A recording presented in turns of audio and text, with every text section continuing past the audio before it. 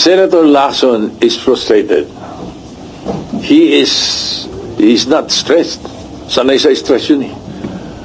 Yeah, pero ang nakikita niya, frustrated because nag-hearing siya, may umaangal. Bakit nag-hearing? Pag hindi siya nag-hearing, may umaangal. Ba't hindi nag-hearing? Ano ba talaga?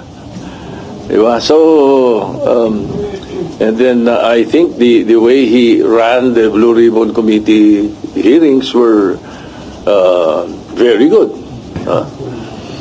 So, siguro, the man is frustrated. I will support whatever decision he makes, and I will accept whatever decision he makes, and he has my 100% support, whatever it is. Sir, meron po kasi mga nagko-comment na kaya raw po aalis si Senator Ping is para hindi na ma-unstabilize yung po, ma-destabilize yung pong Senate leadership, na meron daw pong namumungko, parang siya na lang daw yung sacrifice dahil maraming hindi masaya daw dun sa pagpapatakbo niya ng Blue Ribbon.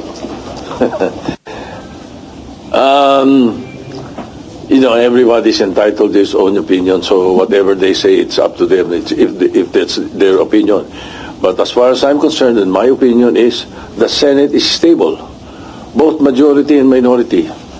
I am very sure that the Senate is stable, and we will make sure, under my leadership, we will make sure that everything will be transparent, everything will be accountable.